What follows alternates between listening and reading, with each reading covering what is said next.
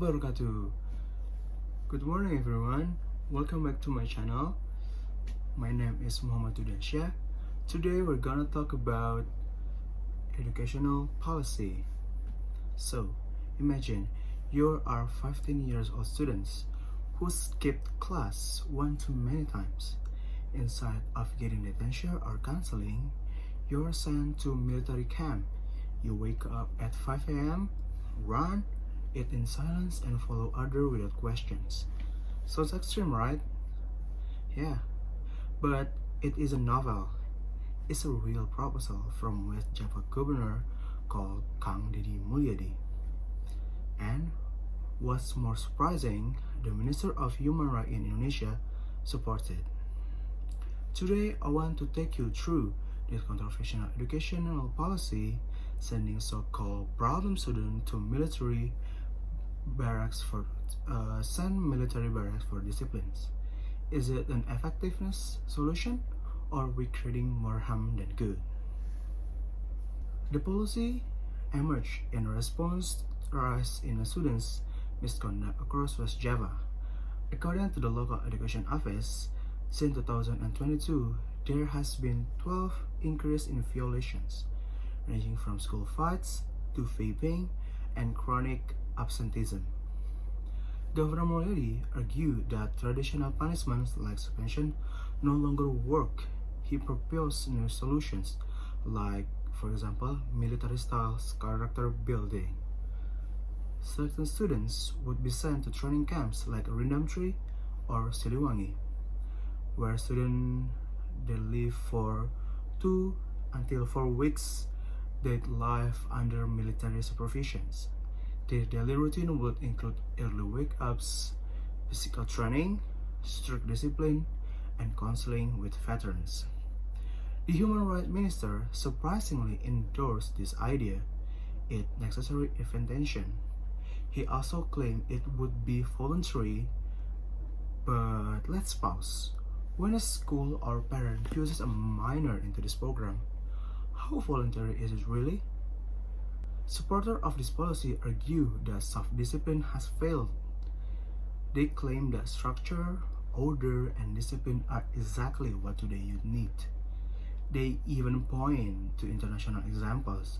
In South Korea, some military-style academies exist for troubled teens with the goal teaching respect and responsibility. And for example, like Thailand, youth military program reportedly reduced and repeat offenses by 30%. Some Indonesian officials believe this method worked during their own youth, and that students today are simply too soft.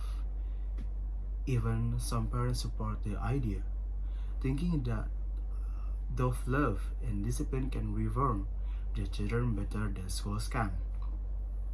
But here's the question.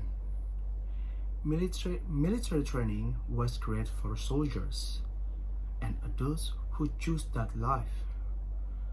Are those the same methods suitable or even ethical for children still developing emotionally and psychologically? Critics argue that this policy violates both ethics and children's rights. Indonesia's Child Protection Commission would stand for KPAI, one that this could breach the 2014 Children Protection Act, which prohibits punishment that degrade a child's dignity. UNICEF research also shows that punitive environments like military camps often increase student anxiety, aggression, and even dropout rates. A 2023 study in child development found that harsh discipline strategies do not reform behavior.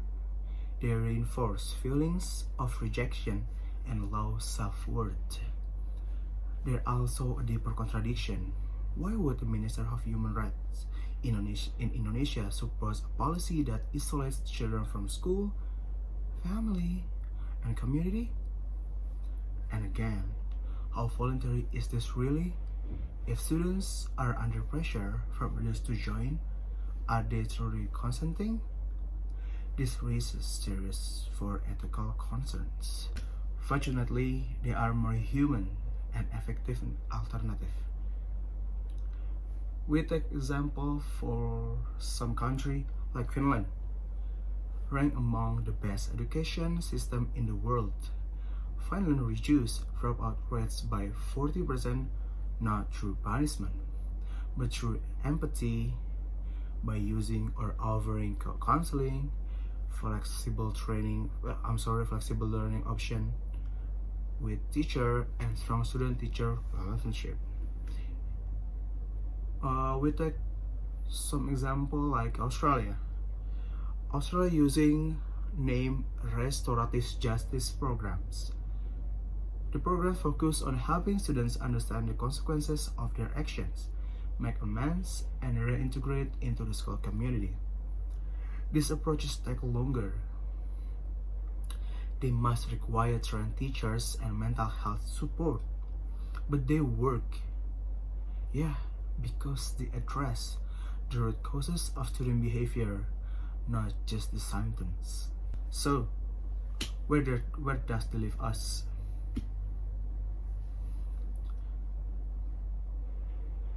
So, where does this leave us? Discipline is important. Yes, I'm agree. But education should guide, not punish. Military barracks might produce obedience, but is that what we want from our students, right? Or do we want young people who think critically, understand their action, and grow from their mistakes? Quick fixes like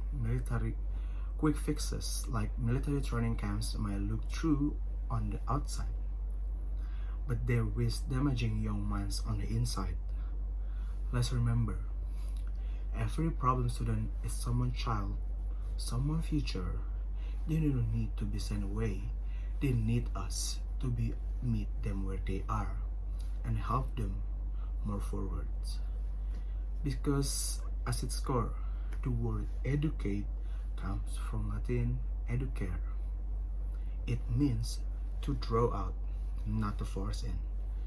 It's enough for me. Thank you for today. Assalamualaikum warahmatullahi wabarakatuh. Bye bye.